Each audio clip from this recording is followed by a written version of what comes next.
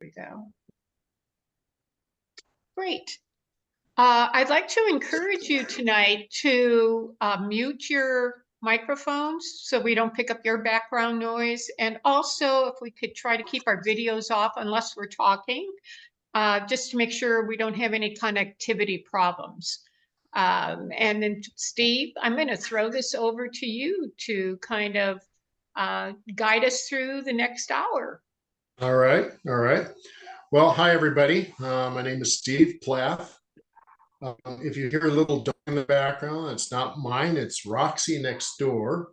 If it gets too obnoxious, let me know and I'll close the window. But the weather's so beautiful here that we're having the windows open. So I'm trying to take advantage of the cooler temps while we have it. I am in Safford, Arizona, which is Grand County, about 30 miles west of the New Mexico border.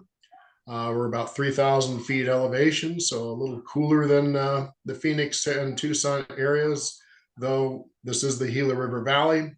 So during the summer, we do get the heat that comes up the valley, the river valley, but we do cool off more at night. So that's our plus for gardening and critters in the Grand County area. So I will go ahead and open up my presentation here. And here we go. Okay. And then, come on.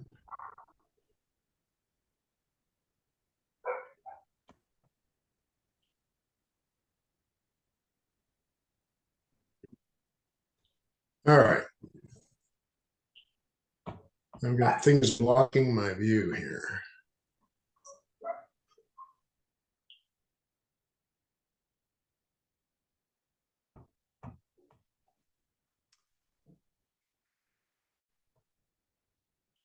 Bear with me a moment. Just trying to get everything squared away here. All right.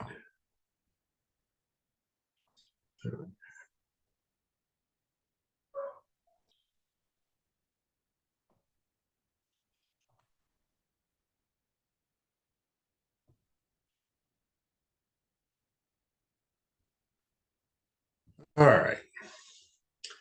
Just had to move some things out of the way here. All right. So anyway, again, my name is Steve Plath. I'm a board chair for Desert Seed Resource Center, a new nonprofit here in the Safford area, but our focus is on the low desert regions of Arizona, creating markets for seed production for native seed. Also, I'm a board member of Southwest Monarchs Study, been a board member for a couple of years now.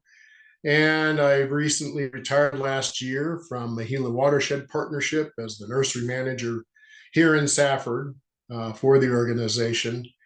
And I started doing restoration in the East Mojave Desert back in 1994, a place called Castle Mountain Mine. It was an actual gold mine in the middle of the Mojave Desert.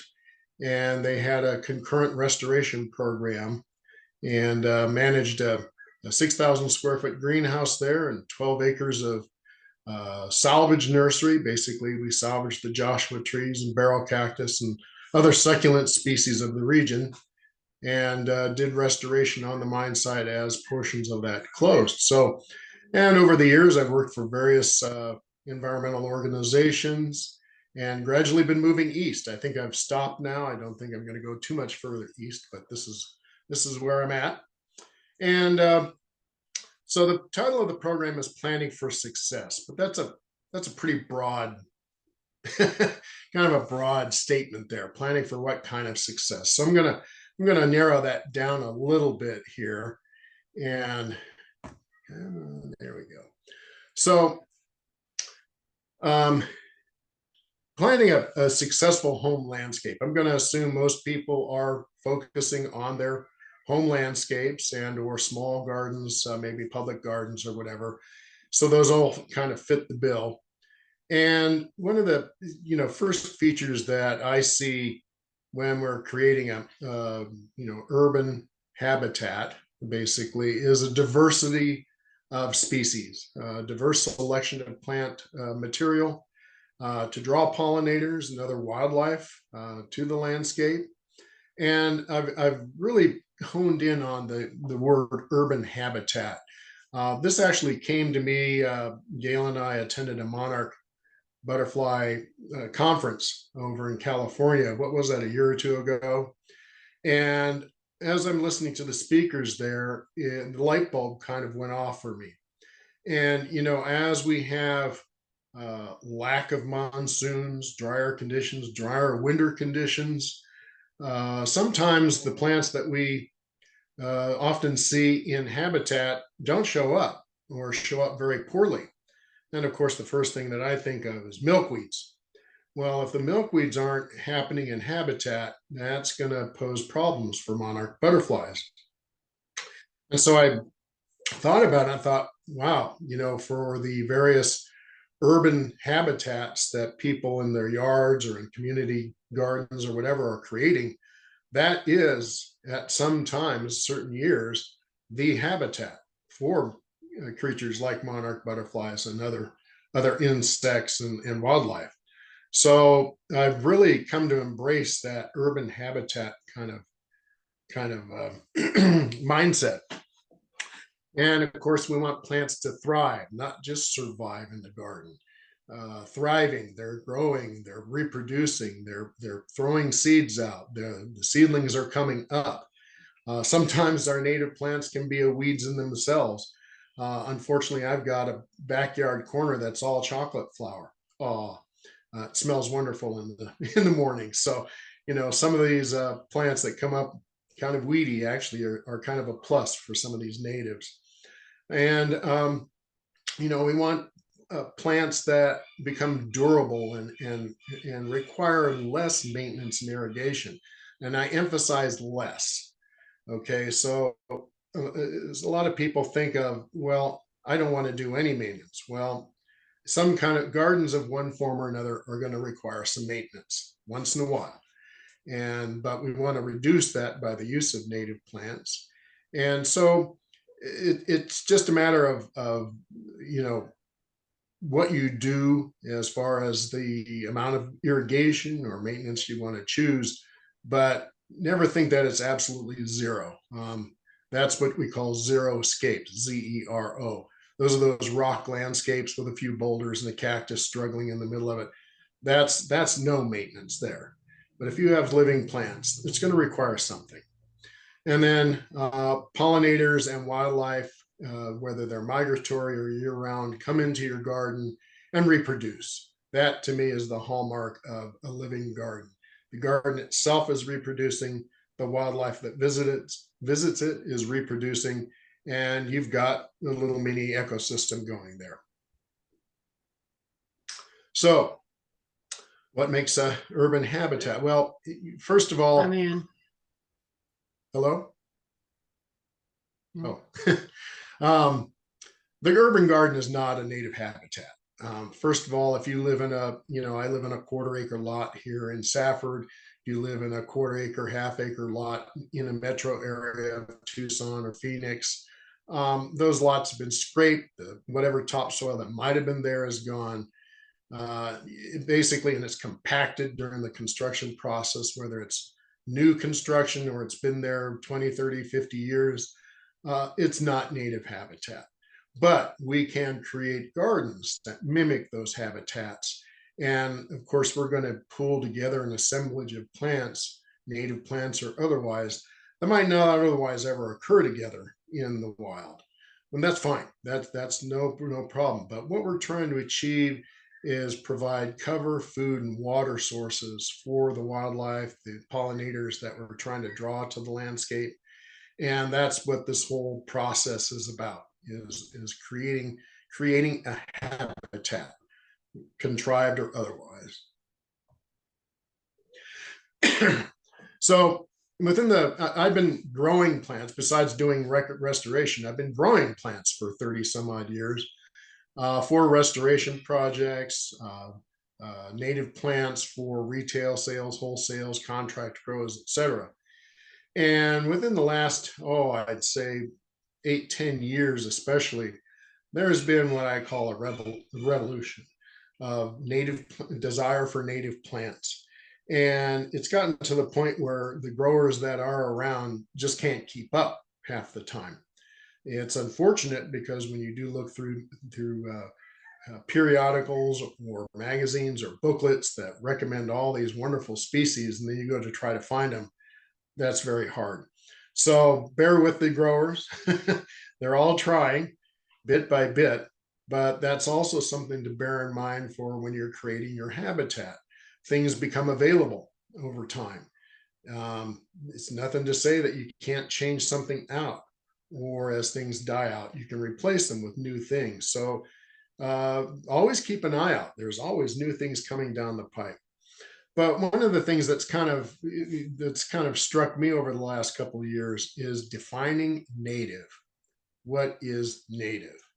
And I've put down a few questions here. So, what do you consider native? Plants from around the southwestern U.S.? Wow, that's thousands and thousands of species. You're not going to cram all those in your yard. Do you define native as plants within the state of Arizona? Okay, it's a geographical kind of boundary, artificial boundary. Again, you're talking about thousands and thousands of species. Okay, let's narrow it down a little more. How about plants within the Sonoran Desert, which essentially is southern Arizona? Still thousands and thousands of species. That's a big, batch of native quote unquote plants. If you want to consider plants that only grow within a few miles or of the same elevation of your house, okay, that's another concept of native. Now, I use the little analogy of, so if I were to plant only native plants that occurred naturally on the lot where I'm at, I've told people this numerous times, it would be mesquite, it would be saltbush, there'd be creosote and saltbush and wolfberries and saltbush. So you kind of get the picture. Yeah, the diversity wouldn't be very great. There's dominant species on some of these small lots, and depending upon the elevation you're at, there might only be a handful of species that would be native to your lot. So, when we're planting native plants and we're trying to attract pollinators, we want to diversify a little more than that. That becomes a little restrictive if we only looked at what specifically grew within the immediate area of our property. And so the other thing I wanted to mention was the provenance of plants. And as we go into this program, you'll see, especially later on, some descriptions of habitats where some plants come from. And look at the diversity of elevational ranges or the types of habitats they occur. And as a grower, you're growing plants of certain provenance, and that's a horticultural term. And what that means basically is, where does that plant come from? Well, I might grow a grass. I'm just going to use XYZ grass. And that grass might occur between 2,000 and 8,000 feet in elevation. That's a huge range. Well, if I'm growing that plant from 2,000-foot elevation, it's probably not going to fare very well, even though it's the same species, at 8,000 feet, and vice versa. So that's always kind of an unfortunate unknown, because even some growers don't know the provenance of some of the seeds that they get unless they collect them themselves. So there's these little questions: what's native? What's the provenance of a plant? Those are pieces of a puzzle that, as we try to assemble a habitat in our landscape, that we have to consider. Okay, so one of the things that I really want to stress to people is, as you're assembling plants or picking plants for your landscape, learn about them. And the best place, in my opinion, we're very fortunate here in Arizona to have SciNet, or SEINet, available to us online. And there's the page there. That this is, in California for many years, the Jepson Manual was the Bible of plants for California. This is our Jepson Manual in Arizona. It's an indispensable resource. It's a place you can go up and look up the scientific name of a given plant or plants. And even if you don't know what that plant might be, you can click on a tab there. Let's see if I recall. It's dynamic floras. And you can pick a spot on on a map of Arizona, and it will build a flora for you of what's known within X amount radius of that spot. And of course, it'd take a little more research to find all the plants. There's oftentimes hundreds and hundreds in a given spot, but this is an indispensable resource. I just wanted to point it out to you as you're learning about plants, and this will tell you again elevational range where these things occur, what kind of habitat. Do they occur at canyons? Do they occur on plains? Do they occur in bajadas? Are they down in the flats? What kind of habitat? Because that's going to give you information as to how to successfully grow plants in your landscape. You might find that a plant you're wanting to grow might come from up on top of the mountains. Well, probably isn't going to do real well in the Phoenix Valley or even down in Tucson. I consider myself, I live literally in the shadow of Mount Graham. And so 6 miles from me, as a crow flies, are fir trees. Now, I'd never be able to grow a fir tree down here at 3,000 feet, but if I was going by some arbitrary, native descriptor of X within X many miles of where I live, fir trees and maple trees grow. So you have to take all these parts and pieces into consideration when building your species list for your garden. Okay, starting with the plants. So first off, certainly the majority of plants you're ever going to get for your landscape are grown in a container. These are conventional containers like any other ornamental plant is grown in. Here you see a blue ranger that's in a conventional 1-gallon pot. It's about 6-7 inches in diameter by about 7+ inches deep. And bear in mind, this little plant here in habitat, where if it grew from seed, probably would have a root system that's several feet out in all directions. Well, I've plunked it in a pot and I'm confining those roots to this little so many cubic inches of soil. And then I'm putting it on a bench that's sitting 3 feet off the ground, that's exposed to sun and wind and the elements. And if it gets 110 degrees, that pot's 110 degrees. And if it gets to freezing, that pot's freezing. So even some of the most hardy plants in a pot can struggle. It's a very foreign environment. They're just not, the fact that we do get plants to grow in containers is actually pretty miraculous. So bear that in mind when you're purchasing plants, that if I drag this poor little plant home and it's been growing in a semi-shady spot in a nursery and I throw it out in the yard for a day or two till I plant it in full sun, it's going to cook. And so we'll get into more of that in a little bit here. But also these plants, because they're in containers, they fill those containers up with roots. I've got to water that in the middle of summer every day. This plant would never get that kind of water in habitat. But to keep it alive and so that a customer will buy it, I've got to water it all the time. I've got to fertilize it on occasion, etc., just to keep it alive. So native plants are no different than conventional ornamental plants in a container in a nursery setting. So bear that in mind. That's always one thing that convincing people. Most nurseries will have a shade house. Basically, it's just a shade covering over a frame. It's not for the tops of the plants. It's for the roots. It's trying to keep that little black pot from cooking and killing the plants by overheating the roots. So that's where we start with the plants.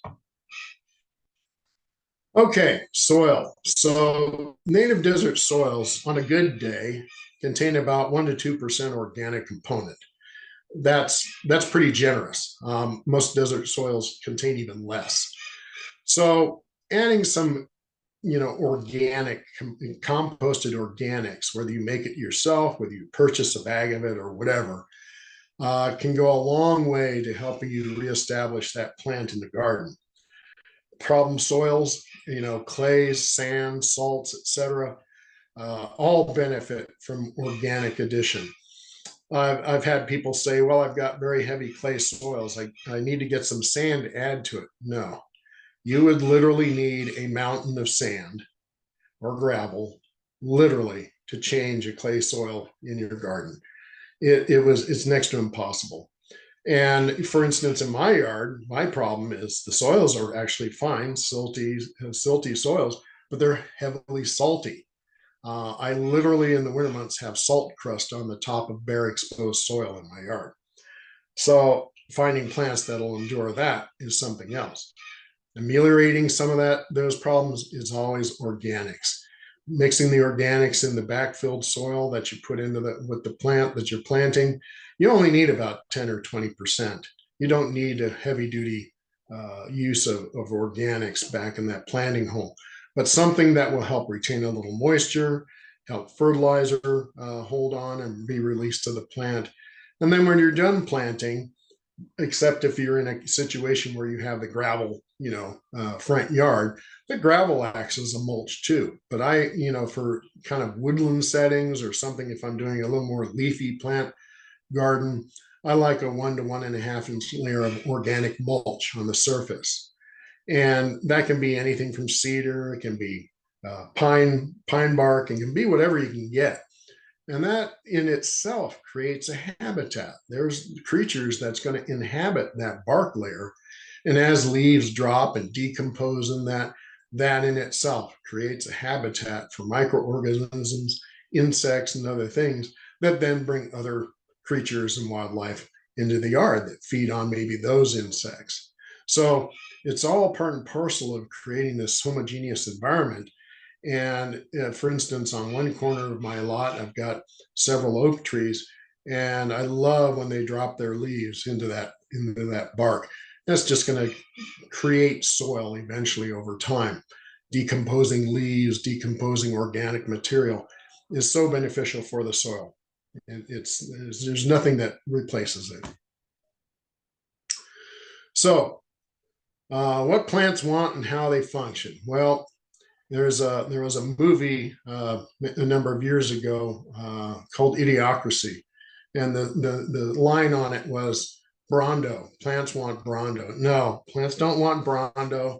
They want water, and even desert plants. And no plant can exist without it.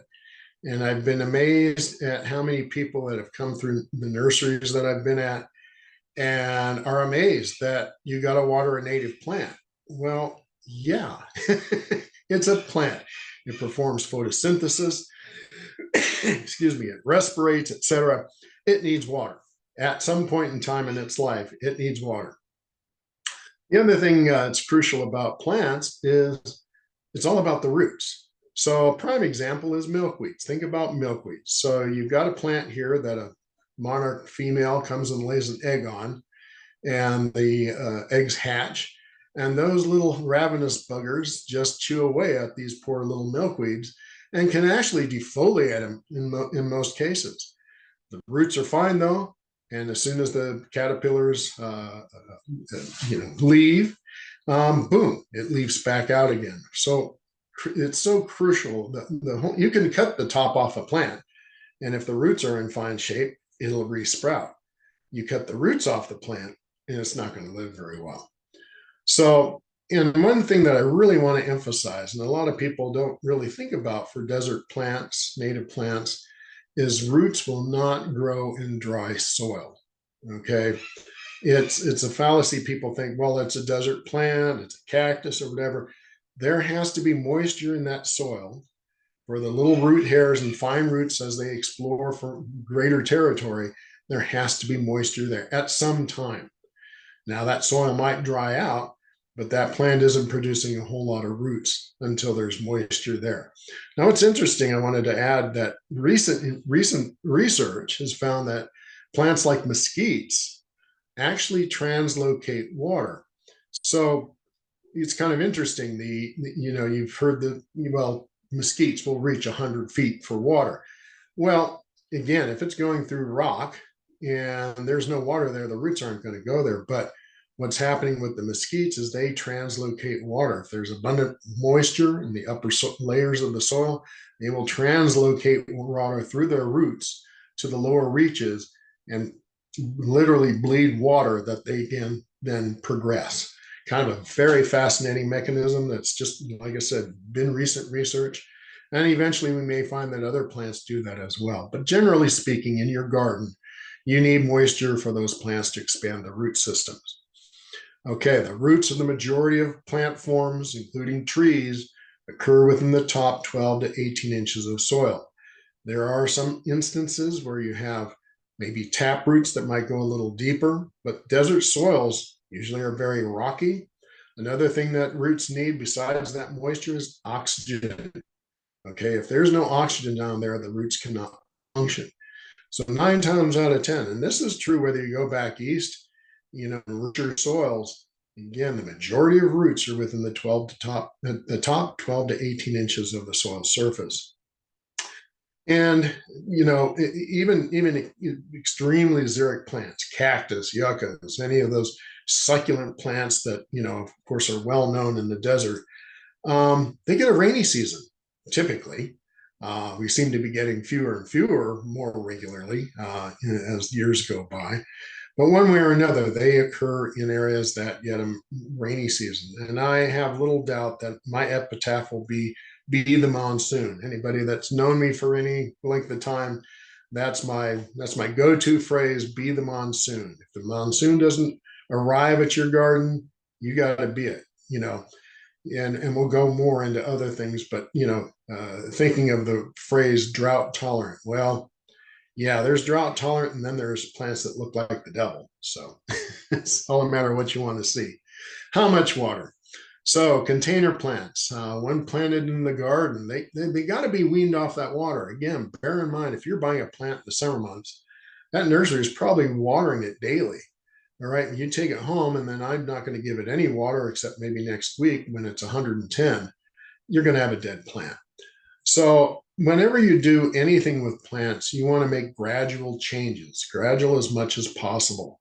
Change its environment. If it was growing in a shade house and you take it and you want to plunk it in the middle of a barren rock yard, that plant's going to suffer. It's going to go instantly into stress.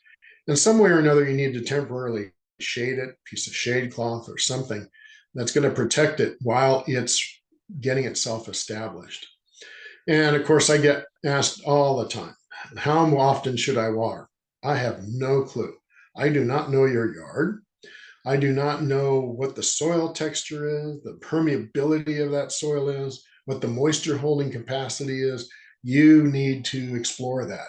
So you plant your plant, you soak it really good, water it several times in a nice water basin, come out the next day, poke around, dig around a little bit. Is it still moist? Okay, probably is. A couple days later, go check it again. How is it drying out? Depending upon if you've got heavy clay soils, that soil is going to hold moisture for a long period of time. If you've got decomposed or sandy soils, that could dry out in a couple of days. So only you can determine how frequently you need to water. Look at the plants. Are they starting to wilt? Probably needs a drink. And when you water like you mean it. I've seen people go out and kind of spritz the hose over something, a couple little droplets, and off they go. It's like, no, that's not doing the roots any good. When you water thoroughly, water deeply. You want to keep that plant alive till it's able to get nailed in there.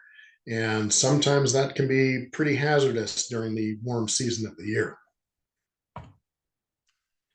Okay, some garden parameters. So soil types. Soil types can vary from one corner of the yard to the other, even in small lots. So for instance, I've got one area, and it's kind of a smallish area, that's heavy clay. I have no idea where it came from. The other one end is very much decomposed granite, great for planting a lot of desert plants in. Then the backyard is a salt pit, and I've got a 1/4 acre lot. So even within that size of lot, you're going to have potentially different soil types. There's a cartoon I should have put in here of a guy getting ready to dig a hole, and there's a boulder underground. That's my yard. I swear, every hole I've ever dug, there's a boulder or two underneath it. So, and in the low and in mid deserts of Arizona, we have to plant in anticipation of the heat. So you think back east, everybody plants in the spring because they want things to be in the ground and established before the next winter's cold. And of course, it can be -20 in the upper Midwest. So you definitely want things growing and thriving before that cold hits. Our problem is not as much the cold, especially in the low deserts, it's the heat. And when you get 110, 120 degrees, when you get above 110 degrees, that changes the whole dynamics for plants. And as we're seeing in more recent years, it's not just that daytime heat, it's the nighttime heat. When I know Phoenix is just waiting. NOAA in the weather service in Phoenix is just waiting for that night that does not go below 100 degrees. That's devastating for plants. Plants cannot respirate, they cannot rest. And that's why we've seen some incredible die-offs this last year because of those extremely hot nights. Hot days are one thing. Plants have mechanisms and survival modes to endure that daytime heat. It's the nighttime heat that will do just about anything in, even saguaros, transplanted saguaros. And that's why I usually encourage people to plant in the fall. I mean, I plant all year long, so don't get me wrong. I plant, if I get a whim, I go plant something. But I got to realize that if I'm planting now going into the warm season, I've got to keep an eye on that plant. And it could be a rock hard cactus, but I got to keep an eye on it because it's at my mercy to give it the conditions that it needs to survive. So fall planting allows you a little more room for error. If you miss a watering, it's cold, who cares, right? You miss a watering during the summer, and chances are you've got a dead plant. Okay, a few more garden parameters. How long does it take for a plant to become established? You always see the phrase when established. Well, they never tell you how long it is. Well, again, what's your yard? What's your weather conditions? There's all these different parameters that influence that. Some plants might take a few weeks. It actually takes the plant several weeks just to realize it's still not in a pot.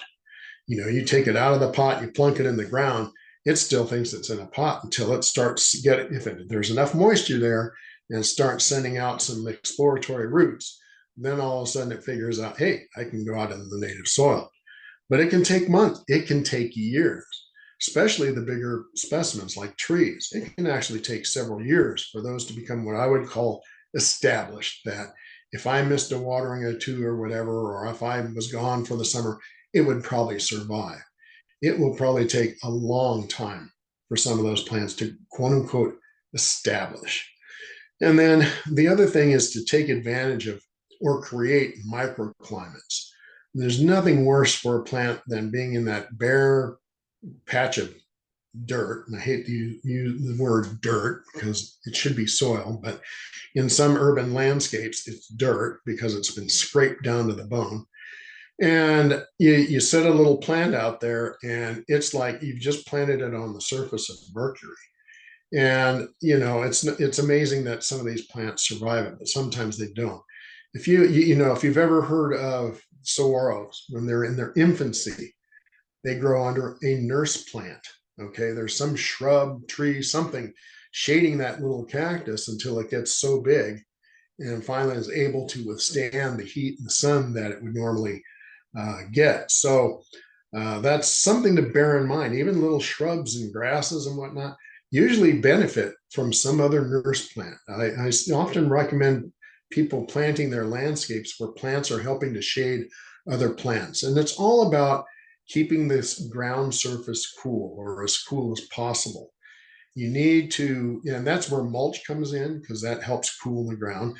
But shade, of course, helps, ameliorate excess heat on plants, especially late afternoon. Western shade for new plantings or for cacti and some succulents. They really benefit from those microclimates that provide some protection. Sometimes that microclimate is for wind. Winds, this time of year, the Gila Valley here it's the windiest place I've ever lived in Arizona. And the winds can be horrendous. And those winds, those nurse plants and other shrubs can help slow the air movement around the garden. Okay, but is it really beneficial? Well, wait a minute, I'm planting a native plant. Why wouldn't it be beneficial? bear in mind that in recent years with the native plant craze, and one of the problems that I've had with so many newcomers to the native plant thing is, well, I don't want a plant that's messy. Well, if you don't want a plant that's messy, there's a thing called silk, artificial plants. Um, Plants are messy. Either they're going to have messy flowers, they're going to have messy fruit, they're going to drop some twigs. Plants plants are messy. They're just not absolute carefree from that standpoint. And so, of course, what's driven some of the growers are things like seedless or fruitless desert willows, for example. And the problem with those is they've picked a genetic mutation that's causing that plant, that particular cultivar, to be seedless. And odds are it doesn't have any pollen or nectar.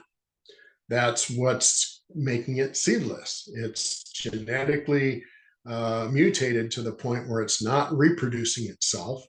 In the wild, it would be a dead end.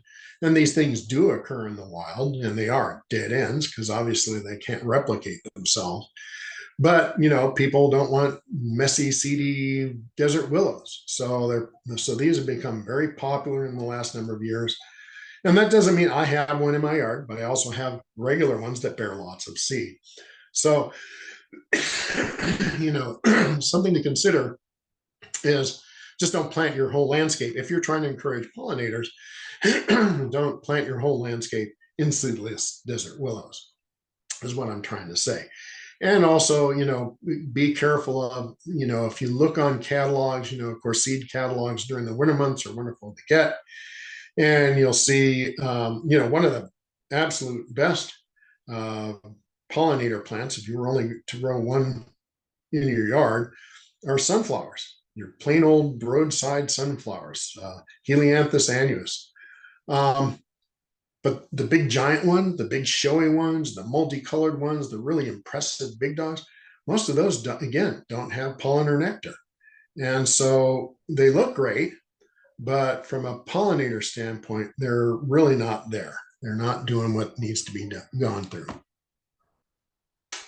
Oh, speaking of sunflowers. So anyway, sometimes simpler is better. Even if you have a very small growing space, or even if all you end up is some pots, you can grow something in there for a pollinator. And it's kind of interesting. We talk about pollinator plants and basically, if it flowers, there is something that will pollinate it. Even wind pollinated plants. Think of grasses. Grasses are typically wind pollinated. The wind blows the pollen across the plains there and pollinates the next plant down the row there. Bees visit grasses. So even though predominantly they're wind pollinated, there are insects that will visit anything. If it's flowering, something will check it out. And so also I wanted to mention, of course, usually we think of our urban landscapes as perennials, trees, grasses, etc. Don't forget annuals. And as I mentioned a moment ago, Helianthus annuus, the common sunflower, roadside sunflower. My gosh, if between that and Mexican sunflowers, the Tithonias, those are what draw the monarchs to mate faster than anything else. The males will come in, they'll kind of stake out their territory in a patch of sunflowers, and that's where they come. They usually show up for me usually around August, September. And now that I've kind of got my backyard established, I see them every summer now. And so it's wonderful. So I always keep a stock of annual sunflower and Mexican sunflower growing in the yard somewhere. And don't give up. Okay, we have extreme weather here. Summer of 2023, anybody remember that? And drastic soil. So failures are going to happen. You're going to plunk a plant in there. And, for instance, like I said, my backyard is a salt pit. And so it was one of those grand experiments. Okay, who's going to tolerate the salt? Obviously, I mended the soil a little bit to try to help them out, keep the water in there, to keep the hydro pressure pushing that salt away. I still have losses. So, you need to experiment a little bit. Talk to some of the native plant nursery owners. They're very knowledgeable. They'll know right off the bat some of the things that's going to help you out maybe in your given situation. What plants will tolerate heavy clay soils and what plants will do whatever in a given garden setting. So keep at it. Sooner or later, now basically now, now after 5 years in the backyard, I've converted the soils well enough now. I can plant most things and have them survive just fine. So it takes a little time, takes a little while to build soils in otherwise barren landscapes. Okay, so now that I've got you captive, and this is a Southwest Monarch study program, I'm going to show you some Arizona milkweeds. And this is part and parcel of the thing that I've done over the past number of years is growing milkweeds for monarch habitat restoration, working with Gail over the years. And we have roughly about 29 species of native milkweeds. That's a lot of species. And people don't think of Arizona often as milkweed central, but we are a thoroughfare for monarchs in numerous ways. And so we have milkweeds that are darn near active most of the year, not all year long, but most of the year, there's some milkweed doing something. And of course, as you probably know, monarch caterpillars, it's the only food that they eat. They rely on the toxins in the milkweeds to ward off predators. And so it's very important to have milkweeds in your garden. One thing that we found recently is that monarchs tend to like groupings of milkweeds of a given species. So instead of planting onesie twosies here and there, plant several of a given species. And you can plant numerous species if you can find them. That will give you a longer season available to monarch butterflies. So this was in my old nursery, Signature Botanica, a female monarch ovipositing eggs on Arizona milkweed in the nursery. So Asclepias angustifolia, Arizona milkweed. And here's what I want you to kind of watch as you're looking at some of these. This helps kind of emphasize some of the provenance things that I was talking about. So it occurs between 3,500 and 7,000 feet elevation. That's pretty significant. Plus, it occurs in riparian woodlands, floodplain meadows, scenic edges, canyons, shady spots, etc. So if I take this milkweed and throw it out in the middle of that gravel patch, it's probably not going to be uber happy, especially if my garden's in Phoenix and I'm at 1,000-foot elevation. So what do I need to do? Provide it some microclimate. I need to give it a little extra water. I'm going to give it some little extra care so it can survive in that different environment. Okay, Asclepias albicans. I saw this plant for the first time about 15, 20 years ago and blew me away because I didn't know what it was from a distance. And then I walked up and it was blooming and going, that's a milkweed. What the heck is that? White stem milkweed. You can see how big they can get. This is a real true desert species. This grows in the Colorado River Basin and Eastern California, Southeastern California, Western Arizona. And it can be in the most inhospitable spot. And you think, what in the heck is a milkweed doing here? But they love those really granitic, coarse, harsh soils and blazing heat. So one if you can find them. They're very rare to find in nurseries, etc. But if you can, it's kind of a novel plant. I have killed numerous ones of these. Neglect. These are definitely a plant of neglect. Asclepias asperula, antelope horn milkweed, one of my favorite milkweeds to hate. It's a kind of a fussy plant to grow.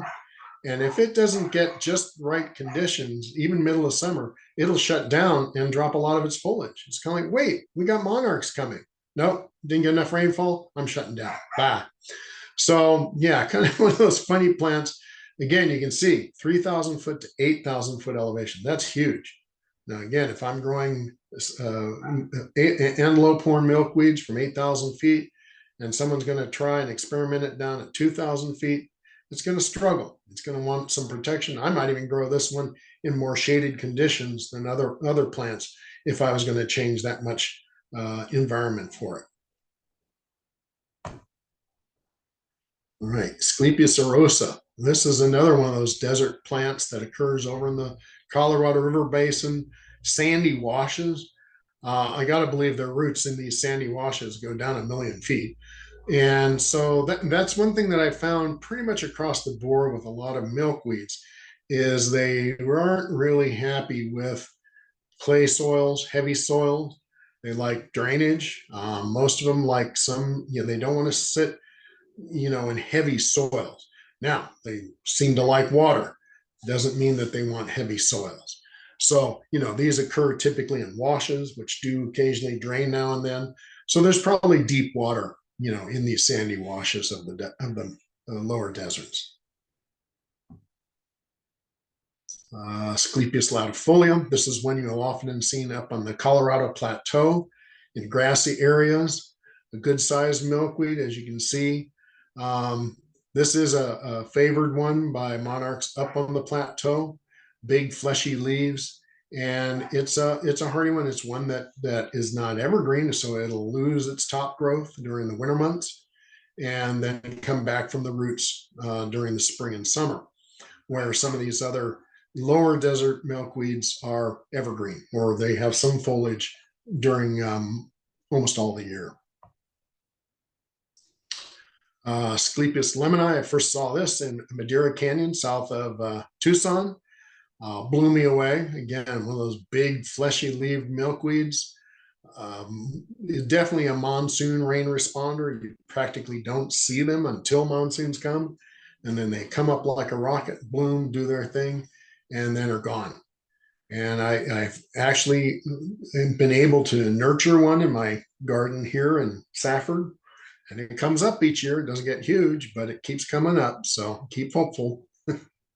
Very unique milkweed.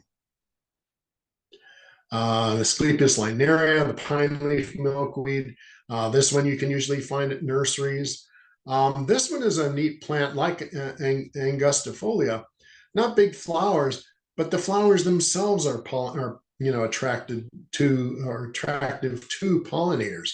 So bees, butterflies, etc., will nectar off of these flowers, regardless of the foliage or the monarch caterpillars on it or anything like that. So it in itself is a nectar plant. Okay, Asclepias nyctagnifolia. This is one I've been working with in recent years, trying to get more seed of it. We actually have a little test plot here in Safford that we're growing some out in an agricultural kind of setting to get seed produced on them.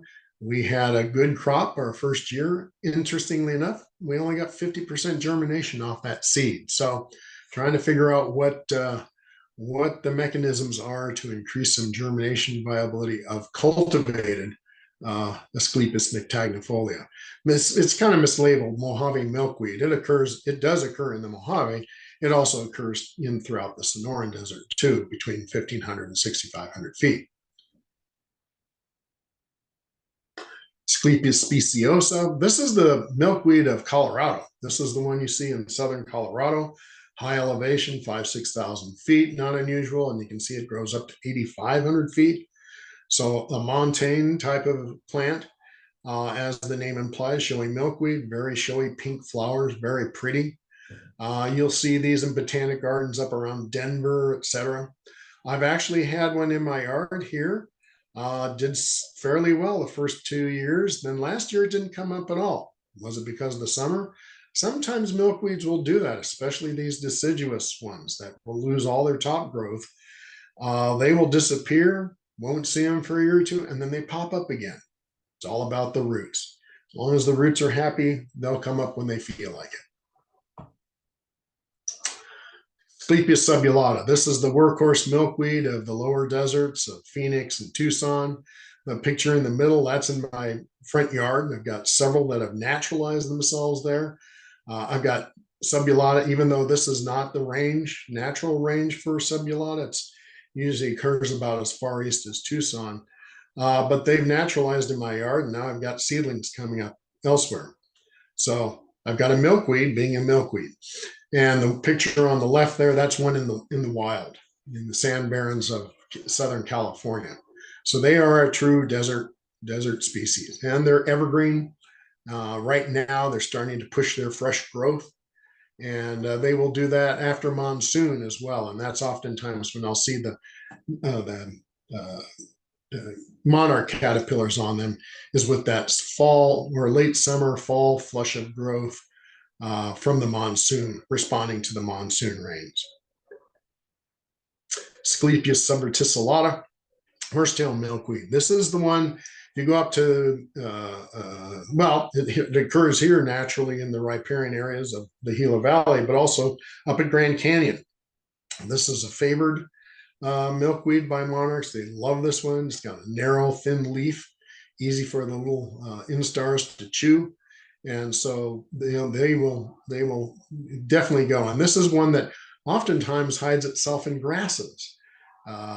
Sometimes you won't even see it growing in a meadow until it blooms. And it's got the little clusters of white flowers that aren't very specifically showy, but in mass, they're kind of nice. And yeah, they love to hide in grasses. I've seen these in Aravaipa Canyon growing in amongst the grasses, and you wouldn't know they're there until you're practically on top of them. And the last one is, of course, the Asclepias tuberosa, butterfly weed. This has been in cultivation for years and years and years. Excuse me. It's very popular back east, grown as a perennial. Again, loses its top growth during the winter months, and grown in gardens back east, all around back east. And there's cultivars with orange flowers and almost reddish flowers and bright yellow and lemon yellow flowers. So this has been in cultivation for many years, and actually has grown here, certainly in Safford. Does come up year to year. So it's a fairly tough one. Again, going back to provenance, where does the original parent plant come from? So you never quite know unless the grower has collected the seed themselves or knows the collector. And just a few resources for plants and seeds. These are some of the nurseries that I've associated with over the year. There's more. You can look on the Southwest Monarch Study page, and there's a list of nurseries there. But these are some of the folks that I'm most familiar with and really know their stuff. Borderlands is the only one right now that I'm aware of that has much in the way of quantities of seed, and they're always getting new varieties of seed. And so these are worth checking out. Again, I think most of these, if not all, are listed in the Southwest Monarch study site, and worth checking out. I know for folks in the Phoenix area, there isn't a whole lot there, unfortunately. You got to go to Tucson, or in the case of Borderlands, Patagonia, go to their web pages. You'll see, for instance, Borderlands has nursery open days. The other nurseries are usually Spadefoot and Desert Survivors are usually have weekly hours. And so check out those pages, call them up.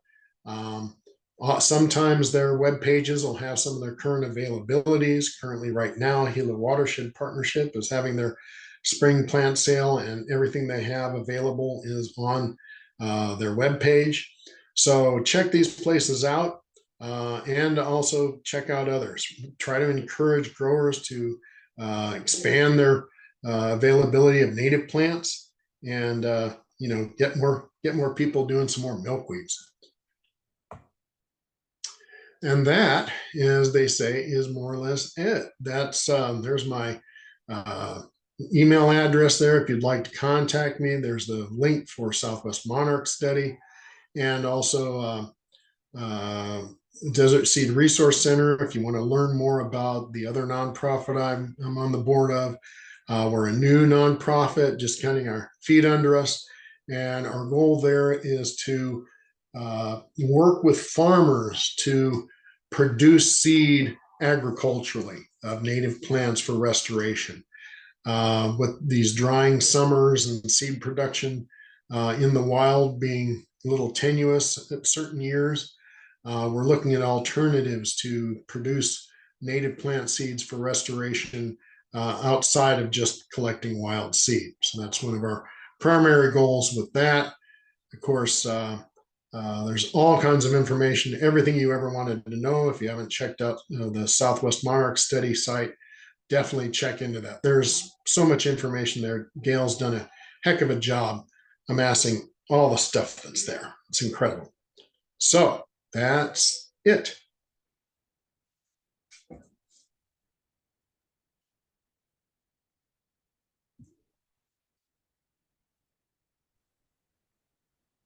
Okay, Steve, I think you have a couple questions that popped up here. Okay, yeah. If you want to grab those. Yeah. So yes, desert. Yeah, subulata has called rush milkweed, desert milkweed. It goes by a couple other common names. That's one of the hazards of using common names. Is yeah, there's several milkweeds that go by desert milkweed. Well, that it means it comes from a desert. So, but yes, you are correct. Rush milkweed is another common name for Asclepias subulata.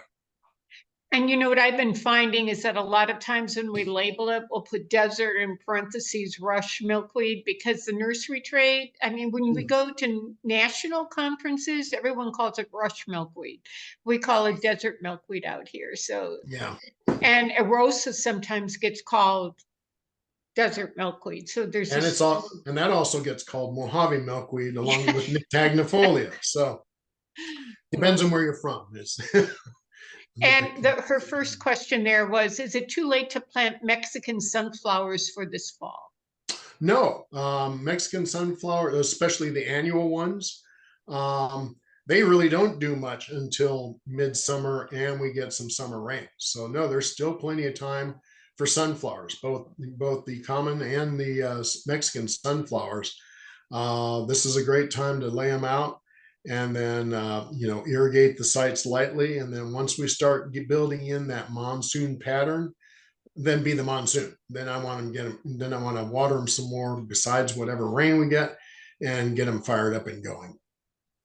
And Steve, there's I'm forgetting what kind of cosmos it is. It's the yellowish one. It's not it's more of a native one to Mexico. Mm-hmm. That's another one that acts just like you're saying with the other two. And like mine are like 3-4 inches tall. They reseed and they'll stay this way, but they won't bloom to the fall. Yeah, and you'll find some of these that will, even when you water them, they'll kind of just sit and they'll wait. And until the atmospheric humidity and barometric pressures change, that cues them. Oh, time to go. So they can germinate now, and then they sit, and you just kind of keep them hydrated enough to keep them happy until the weather changes. Another question for you. I had shade cloth. A lot of times using shade cloth if you're planting late. But my understanding is that 50% shade cloth is better than trying to use the kind that you could commercially find that are more 70 and 80% coverage. Yeah, I basically all the shade houses I deal with, whether commercially or my own, it's 50% shade.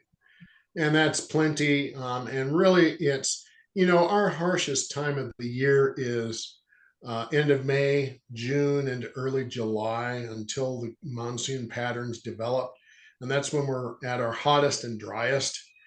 And it's brutal for the animals, it's brutal for the plants at that time of year. And if I do plant, and I do plant all year long, shame on me.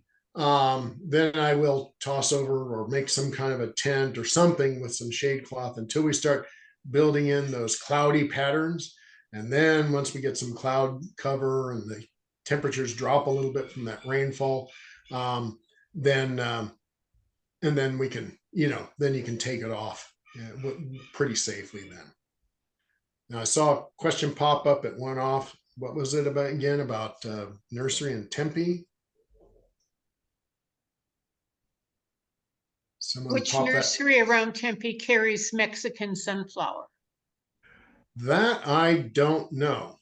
You might have to call a few nurseries and see if they do. Again, I know Borderlands has had it in the past. You can find Tithonia rotundiflora, or rotundifolia. Um, Gosh, burpees seed. I mean, seed catalogs from back east will have Mexican sunflower.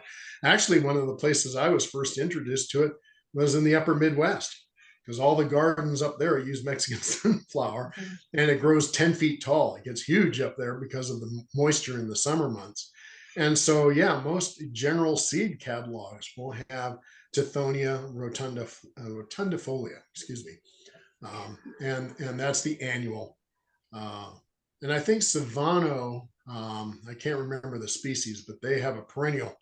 Savano Nursery has a perennial uh, Tithonia as well. I think it's Fruticosa, but I could be wrong Fruticosa, on yeah, that. I believe so. Yeah, Desert Survivors carries it, and I yeah, just got my first bloom on it actually today. Um, I love that plant because it's a perennial and it'll bloom even through the winters here unless we get a hard freeze. And it'll just be a little bit of a bloom during the winter months, but it's just enough if there's any pollinators around, they find it. It's like a magnet and they're yeah, right there. yeah. And I have found that one tough for us here because we're in zone 8B, and so it freezes down and then doesn't come back. So I rely on the annual ones for our garden. And yeah, like you said, if you've got Mexican sunflowers or just common sunflowers blooming, those are the biggest magnets. And that's really the key is sending up the flag to get the pollinators to see you from a little distance, go, oh, I'll check it out. And then they come and check your yard out and go, ooh, here's a nice little oasis. I'll hang here for a little bit. And Carrie Ann, I think I just mentioned Savano's does carry that. Yeah. Anyone else with questions? You have some hands raised, Steve. You could call on them. I can't see anybody's. I can't Okay. see anybody's image. I'm going to mispronounce your name. Is it Lavier? Lavier. Okay, thank you. Yeah, so You can put your video on for questions. Feel free to do that. so I had a two-part question. Besides the desert rush and the Arizona milkweed, the ones that you showed, where would be a good place to get some of those seeds? Because I'd be interested in trying to propagate some of those. Again, I'd check with Borderlands Borderland. as one source. Also, I don't know does or Native Seed Search in Tucson. They've had some seeds in the past, though they don't have a broad selection. The problem is yeah, there aren't a whole lot of seed suppliers. So it'd be something you just have to, kind of explore online a little bit. Terrier seeds in Prescott. Okay, Carrie Ann said terrier seeds in Prescott may have some of those. So yeah, right now, most growers, what little seed they get, they hoard because they're trying to grow plants. And so, hopefully over time, we'll get more and more people producing seed, again, kind of agriculturally. That's one of the things that Desert Seed Research Center is trying to encourage. So seeds become more available for the public. And then the other part was, what do you know about common milkweed? So your Syriaca, is that? Yes. Yeah. Well, of course, it's the milkweed of the upper Midwest. That's probably the most common milkweed in the upper Midwest. And I don't know, usually you see that in kind of meadow or even swampy settings there in ditches alongside the road. I'd be curious if you could keep it wet enough here, and like so many plants, they do fine, February, March, April, May, doing just fine. And then that first 105-degree day in June, they melt. So you might get a little season out of it, but you'd have to bear in mind you would be watering that one copiously, I think, to keep it even remotely happy during the summer months. Thank you. And it's really closely related to Speciosa. And Speciosa is more the drier climate counterpart, but there are some states where they're crossbreeding. You know, if you look at the maps where they Hmm. come through. Yeah, and speciosa, I've seen that in general seed catalogs in the past too. Again, it's grown in Colorado, you know, through the Intermountain region. So that one, and because it's showy milkweed, you know, it's got a big, beautiful flower cluster. Yeah. It's popular. So It's all along 260 up in the White Mountains. yeah, Show Low, Pine Top, that whole area. You'll find it, and some in Flagstaff, but more so the White Mountains that it's abundant in. Ariel, you have a question. Can you hear me? Hmm. yes. Yes, I actually well, I grew some wildflowers to Norton, so I have a lot of those growing. But native wise, Funnus Tritium Synodius, the vining milkweed one, the one that's like a Hmm. vine, they grow natively here around Phoenix. Yeah. And I know that the other monarch, apparently the one that's called, let me see if I can find it here. Danius, the queen, Hmm. that one's supposed to lay eggs on it. Now I've seen them come and lay eggs, but never caterpillars don't seem to develop on it. I don't know if that's because that's apparently I was told that's like the one where they the last one, if they can't find anything, they'll lay their eggs on it. They usually don't prefer that one. Yeah. Is The that the one the true? one issue with the vining milkweeds is they're very sappy. Okay. Um, very liquidy sap, and monarchs don't like it for that reason. They like things a little on the drier side. And I think part of it is, yeah, the condition of the milkweed. I've seen I had some in my yard. Um, I, I'm ashamed to say it. I finally got rid of it because I wanted to take over the world. And as most vines want to do, and definitely vining milkweed is one of those. And plus, it seeds itself um, obnoxiously. It will seed everywhere, so it's one that you'll want to keep check on. But I think part of that is, yeah, how well hydrated it is, whether the caterpillar, you know, the little tiny instars, um, they start chomping on something uber gooey. Um, they probably may not even be able to survive that. So that's just a guess on my part. I obviously am just throwing that off the top of my head, but that would be my bet is that, you know, if you think of one of those in habitat, um, you know, barring an exceptionally wet monsoon, they're going to be on the dry side and therefore probably more conducive even to queens. But if they're well hydrated, it may be too good a thing for the caterpillars, even queens, to utilize. And then You what know, about the Alischivius subulata, the one that's desert milkweed, the one you see in Phoenix? They plant them around. I see them in the desert. I see them on it, butterflies, but when I had them, I never seen caterpillars on them ever. It was almost as if they don't prefer that one either. Well, They prefer the other species, not that particular one. I've had them on subulata here. I've Okay. seen them on subulata there at the Desert Botanic Garden in Phoenix. So they will use it. You Okay. know, and what I found, having grown so many milkweeds in nurseries, I found if you give them a smorgasbord, or if a neighborhood has a smorgasbord of milkweeds, they have their favorites. Right. So, for instance, Angustifolia is one of their faves. And when I had several species growing at my nursery over in the Wickenburg area, that's where the monarchs went. Boom, they went to Angustifolia. Take with the others. No, we want this nice, thin-leaved. It's real sweet and tasty, and that's what they wanted. And they chewed the daylights out of those. So, yeah, they will have their preferences. So it could depend on what else is growing around you, what's in your yard, you know. But if you just haven't seen them, be patient. I didn't see the monarchs on our subulata the first couple 3 years I had them in the ground here, and now I have seen them. So uh, Okay. they'll get there. Build it, and Yeah, they will come.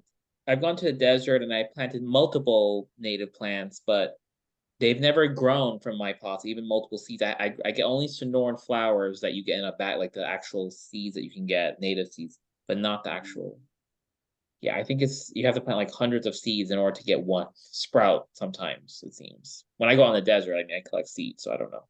Well, and bear in mind, especially if you're grabbing some seed in the wild, on a given year, I think one of the things, and this is just from experience as a grower, we kind of assume, okay, the seed I got, it's all good. On a given year, it may not. Okay. The variables of as that seed matures, is there enough moisture for it to mature properly? Did the seed set happen just right? There's all kinds of factors that influence the ripening of that seed. And so, yeah, just because I have X amount of seeds in my hand, you might only get 5-10% at best on a given year. And the next year, you might get 90%. So there's variables in the development of that seed that influence it. That's one thing about cultivating seed that we're hoping to experiment and see. Do we get a better quality seed if we cultivate it? Is it more consistent? What are some factors there? So yeah, that's a whole nother subject up into itself. If I could throw this in too, if you're collecting seeds that are just open, like the seed pods have opened, if the milkweed bugs have already reached the seeds, they can render them infertile. Okay, so and Steve and others I know often cover your seed pods so they're before they pop, they're controlled so they can't be accessed by the milkweed seeds, the milkweed bugs. The other thing, just about this time, I was just looking at the date, in about another week or so, we usually get a second wave of monarchs coming up from Mexico, usually the Baja area. And those monarchs that come up are going exclusively almost on the Asclepias subulata. This is where we'll start getting these reports in the next couple weeks. Any that laid eggs along the Baja coast, and they're maturing, and then they're going to be coming up, and they seem to favor that. I'm not quite sure why, but this is always like that time we start getting multiple sites somehow out in the middle of nowhere in Ajo and or places like that. We get pictures and sightings there. So just from my side of getting the sightings, of people reporting them to us where they are. Any other questions for Steve? If you have any, if you think of any after you get off, don't hesitate to let us know. We'll make sure Steve follows up on them with everyone. I hope you enjoyed tonight. I can't thank you enough, Steve. You're always a wealth of knowledge, and you always remind me of something like, how could I have forgotten that? So you kind of help us gardeners that can't stop planting despite the time of the year, because we all do that. I'm guilty of it and I've killed plenty of plants too. People say, "Oh, I killed a plant." Well, over my lifetime, if you knew how many plants I killed, yeah, Okay. you'd probably be very distraught. But yeah, that's part of the joy of fussing in the garden, is seeing what I can make work, and you go with whatever season you got at hand. Right. Thank you for that. And that little reminder to make sure we are trying to be sensitive to the environment it normally occurs in to help it be successful here too. Yeah. Thank you everyone for joining us tonight. We're hoping to be able to do some of these Zoom meetings periodically with different topics. And if you have a topic you'd like us to cover, don't hesitate to email us and give us some ideas so we can line some speakers up for you. Have a great evening, everyone, and take care. Thank you for joining us. Thanks for joining in, everyone.